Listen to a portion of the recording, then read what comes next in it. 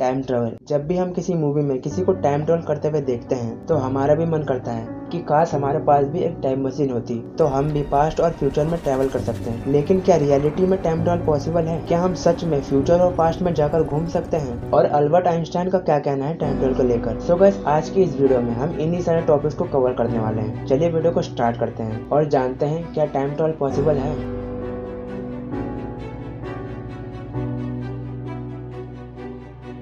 Time travel से पहले हम जान लेते हैं कि टाइम क्या चीज है। देखो, आइंस्टाइन का मानना है कि टाइम एक रिवर की तरह है। जब रिवर किसी पत्थर से टकराती है तो रिवर की स्पीड धीरे हो जाती है। वहीं अगर ये रिवर किसी ढलान से गुजरती है तो इसकी स्पीड तेज हो जाती है। और यही सेम चीज टाइम के साथ भी होता है। टाइम हर जगह सेम नहीं होता है। टाइम डिफरेंट प्लेसेस पे डिफरेंट होता है। ये मैं आपको आगे बताऊंगा कि कैसे टाइम हर जगह डिफरेंट होता है। लेकिन उससे पहले हम ये जान लेते हैं कि टाइम ट्रेवल का कॉन्सेप्ट अराइज कहां से हुआ था।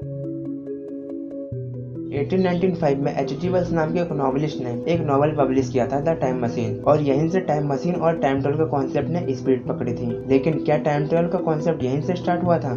नहीं। हिंदू स्क्रिप्चर्स में एक फेमस स्टोरी है टाइम ट्रेवल को लेकर, राजा ककुदमी और उनकी बेटी रेवती की। राजा ककुदमी एक बड़े और शक्तिशाली साम्राज्य का शासक था। उनकी एक ही संतान थी, उनकी बेटी रेवती। जैसे ही रेवती शादी के लायक हुई, राजा ककुदमी को चिंता होने लगी कि उनकी सुंदर और प्रतिभाशाली बेटी के लिए कभी भी कोई उपयुक्त वर नहीं मिलेगा। इसी चिंता के कारण राजा ककुदमी रेवती को अपने साथ लेकर ब्रह्मा के पास मदद मांगने के लिए गए। ब्रह्मलोक पहुंचने पर राजा ने देखा कि वहां पर संगीत प्रदर्शन चल रहा था, तो उन्होंने वहां पर थोड़ी देर प्रतीक्षा करने का निर्णय लिया।